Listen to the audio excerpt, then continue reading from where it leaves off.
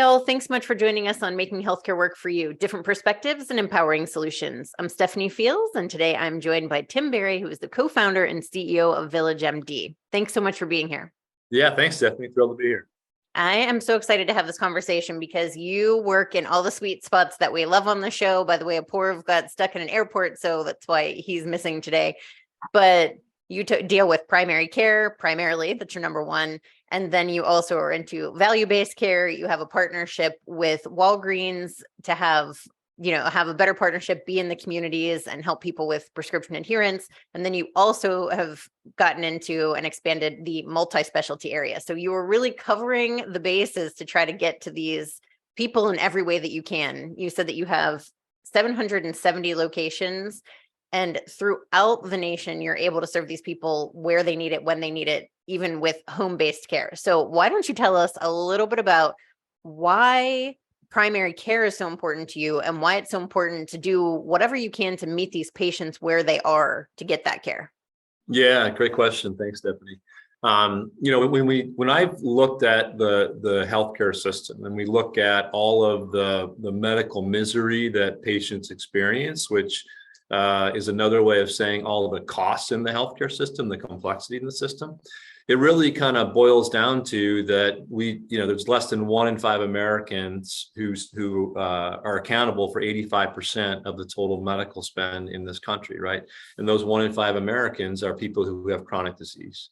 And so when we've looked at it, what generally happens is that someone who has chronic disease, they're diagnosed, and then they kind of live with if you will, a simple level of that chronic disease, and then it starts to creep up, and then it creeps up further, and it creeps up further. And so, and then they need further and further levels of specialization around their care. And so when we looked at how do we solve the problems of the US healthcare system, we just kept going further back and saying, well, what could we have done along the way to prevent the further exacerbation of disease? And frankly, when you do that, all roads lead you down the path to primary care, but not primary care as we do it today. A very different type of primary care model, a primary care model that is not reacting to whoever gets sick, but instead being very proactive and looking at the total patient panel that a doctor has. And proactively managing the patients, making sure you're available to patients 24/7, make sure you're connecting care for the patients across the entire ecosystem. And so we wanted to make sure that we built a proactive, high-touch, 24/7 model of care that ensured that for those patients who have chronic disease, who are living with those diseases 24/7, that we're there for them and we're proactively helping them and supporting them and caring for them along their journey. I love that you said, along the road, because to me in my head, whenever you're talking about it, it's the same as using a map. You could look at the map before you go, you can have an idea and prepare ahead of time, or you could do what we do so many times, which is like, I'm following maps. Oh my God, something like I've lost my reception. Now I'm off an exit that I don't know, and I'm trying to backtrack. Right, and exactly. It's like that with primary care. Let's get ahead of this. Let's not get off the wrong exit. Nobody wants to do that. Nobody wants to have to make all of those lifestyle changes if you can do the incremental things to stay on that path from the beginning. Yeah, there's the expression, if you don't know where you're going, any road will get you there, right? Obviously, we want to have people comply with medications and get the treatments that they need. But you still said that even if people decide that they don't want to for some reason or another, that it's important to still maintain that relationship with their primary care provider and support those patients to the degree that you can and have them incrementally make whatever changes they're willing. And hopefully you can get them on board with full compliance at some point. But tell us a little bit about how important that relationship is with your primary care provider. So, what's interesting is that the more people study and understand the healthcare system, there's sort of one overwhelming conclusion, and that is for a patient to have a relationship with a primary care doctor and a healthy one that is involved, recurring visits with that primary care doctor is like the best thing that you can do in terms of having long-term outcomes. And so all the data tells us that, and that supports that. And frankly, that's not just for those people who are kind of younger and healthy today, but even people who are experiencing the onset of some disease states, that having recurring dialogue and engagement with your primary care doctor does in fact drive better outcomes. We even see with a number of our elderly patients who have COPD, CHF. What we've seen in our data is that the more they are engaged with the primary care doc, not just always in the clinic, sometimes it's in the home because we do home visits. Sometimes it's through a telehealth visit like this. Sometimes it's even as simple as the phone or text. But the more that we touch the patient, the better their outcomes are, right? The fewer ER visits they have, the fewer hospitalizations they have. And so it's just such an important thing that I don't know why as a society we're not screaming it from the rafters, but everybody knows that that's one of the key things.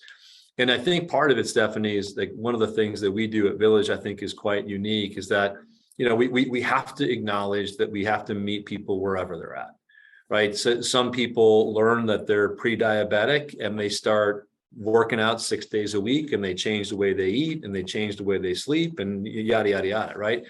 Others say, you know what, I'm going to keep living my life. And from our lens, it's important that we continue to still engage with that patient and build trust with that patient, because in our experience, there always becomes a time where they want to make a change. Sometimes it might be a little bit too late to change, to create enormous change.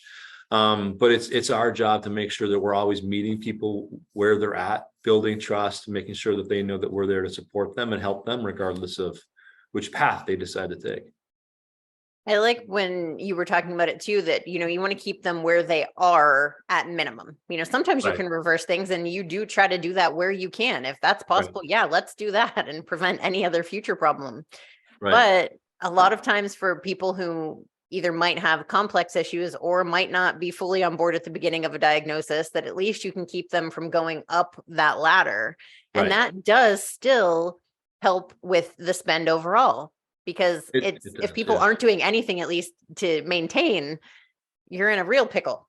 Right. Yeah. I mean, if you look at any kind of core chronic disease state, there's different stages to it.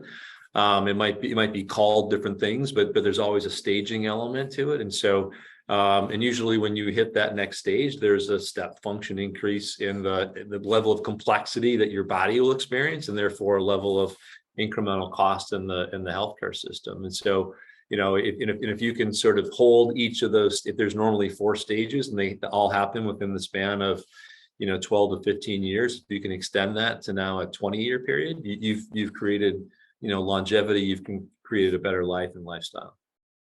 It's pretty incredible that you said that 1 in 5 is creating so much of the cost. Yeah. And yet when you have a relationship with a primary care provider, the way that VillageMD does, really getting in there with the patients and knowing them, it seems like that would allow them to focus and spend their time and be more dedicated to that 1 in 5, which would be manageable for them, knowing, okay, this person needs extra care. I really have to help this person figure this out because this is a complex situation.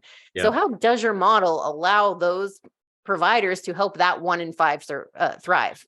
Yeah, so part of it is the use of data and technology. So literally everything we learn about the patient, whether it be from claims data that we get from the payers, or whether it be pharmacy data, whether it's hospital data, whether it's data because they have a wearable device, like whatever information that they have, we have on them, we're constantly using to better assess and better predict who is likely to experience an adverse health outcome.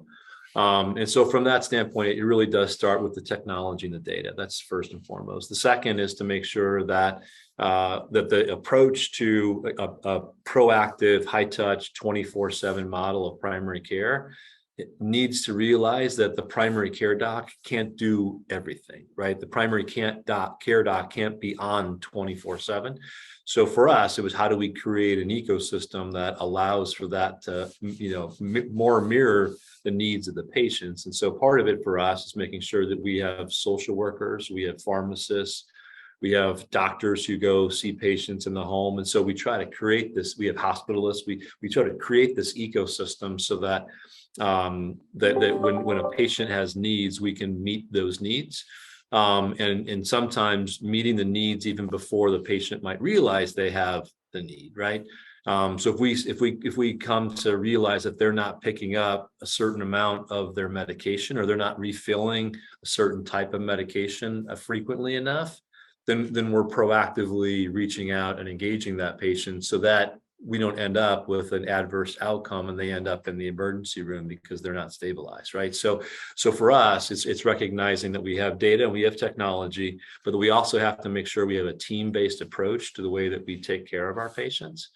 And then it's just a matter of how do you keep building that trust with patients to so that they know that you're not a healthcare provider who's just trying to get an extra $60 for a visit, but in fact, you're someone who's caring about their total outcome. Because what you want to get is a model where the quality of care they're receiving is quantifiably really excellent, and they're not realizing as much complexity in their life. By providing value-based care, you really are putting your money where your mouth is with that. Exactly And right. you're serving those patients in that way. I think you're building the trust. I think it was the pre-interview you and I were talking about going into a home and talking to somebody after they've had surgery. You said if somebody had, a need to see somebody within 48 hours of a surgery to see a primary care provider, and then they're leaving the hospital, probably disoriented from all the things that happened with this bag of bottles of pills, Right, right. tell us, what is it like in those situations? Because that, it seems like an incredible special niche that you're able to fill for them, to help them realize that it's not us and them. And it doesn't seem like a power Right. dynamic then either, that it's Yeah. like, oh, this person knows this and I'm afraid to ask questions, but it's a collaborative relationship.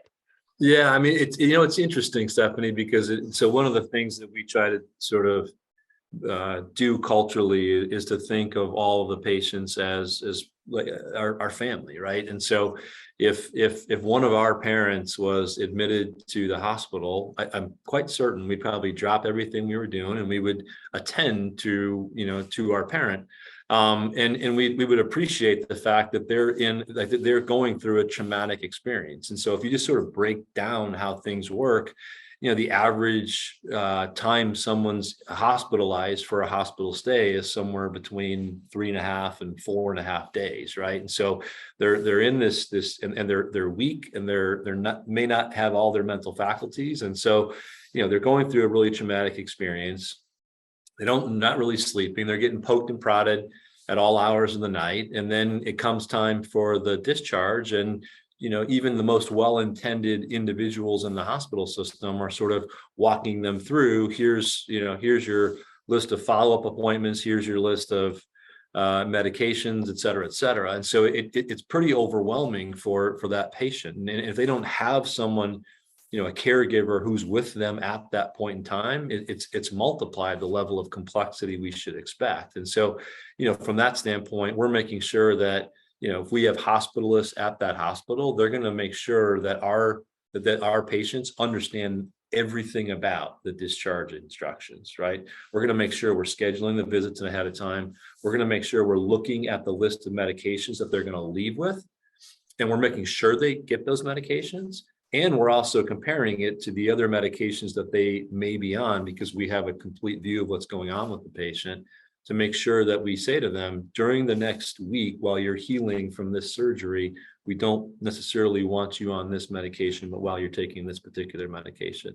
But then when the patient leaves, we're also making sure that we're following up, we're getting into the home, we're seeing what's going on in the home environment, by having, doctors who take care of patients in the home. And then we're making sure that we follow up and see the patient within a really short period of time, right? We all, like in the healthcare system, I think the number is something like 10 to 12% of patients who are discharged from a hospital actually get in to see their primary care doc within the 48 hours. That's a horrible stat, right? Like that, we should mandate that that's something that happens for every patient who's hospitalized, because when we know that when that happens, statistically, readmission rates come down. And so, like, for us, it's all about finding those small things, but doing it in a way that's really focused on the human and creating a human element to it, because that's what we would do if it was my mom. Those are the kinds of things that we would do. What about the providers who are working within VillageMD? Because it seems, as you've been talking, that you also care very much for them and their life. And you said doctors can't do this 24/7. We know Yeah. burnout's real of all healthcare providers. And it seems as though you talked about the ecosystem, and you've found a way to finally walk the line of patient support to a really strong degree, but also supporting the people who are working for VillageMD and allowing them to thrive so that they can provide this best care. So how do you build a company like that? Because that is a really tricky balance to find, and you seem as though you found it. Well, I mean, we should be clear. I think it's a journey that will be on forever, right? At the end of the day, we have to look at the macro level for a second. We have more demand of the 300 plus Americans in terms of what they need from the healthcare system than we have supply of physicians and nurse practitioners and physician assistants who can meet the need. That there's a reality around that. So anytime you have that much demand on that limited supply, you're going to create tension. And so I'd love to tell you that everything we're doing is perfect. It's not. We're not perfect. I probably give us like a B or a B minus grade on a lot of things many days. But I think what the doctors who work with Village, they know is that they know that our heartbeat is one that is focused on how do we just do the best thing we can every single day for the patient. And I think when doctors work in an environment that they know that this is about how do we get the best outcome for the patient versus, hey, am I sending enough referrals over to XYZ specialist who works in the hospital system? I think when they know that this is about the patient and that everything we're doing is trying to get a better outcome for the patient, I think that gives some wind to the sails. The other thing that we do is that we put our money where our mouth is. Like there are thousands of resources inside of VillageMD who are working on technology to make life easier for docs in the EMR. There's data and analytics so that doctors get information, real information, clinical information about their patients. There's people who are allowing doctors to sort of think about different types of models of care differently and to actually, do some analytics around what that modeling might look like. And we allow docs to pursue pilots to do food as medicine. And so the doctors know that at the end of the day, like the solution of our healthcare system involves them being the central part of it that is focused on patient outcomes. And I think that to me is more than anything what I think it makes us quite unique, is that we value everything that the doctors bring to bear, and we want them to be part artist and part scientist, and we never want them to lose that. And frankly, everything we do is trying to get them more and more to have the opportunity to just to spend that extra time with patients, because what we know is the more, as I mentioned earlier, the more we see and touch patients, the better outcomes we have. Why is this so important to you? Why personally does this mission matter to you? Stephanie, I grew up in a small town in Wisconsin, and I grew up in a community that where I saw the benefit of people caring for other people.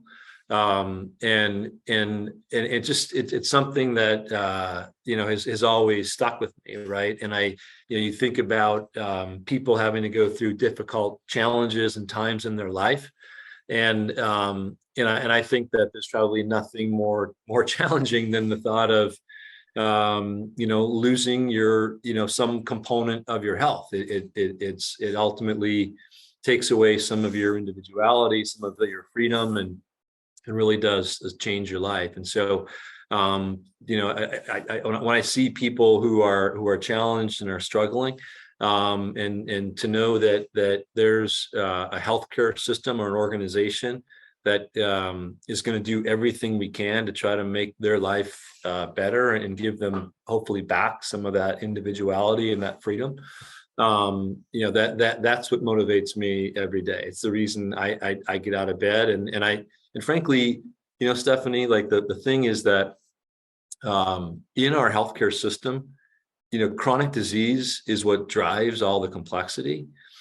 Solving the problems that people have tied to chronic disease, like there's much smarter people than me who will figure out medications and new devices that help along the way.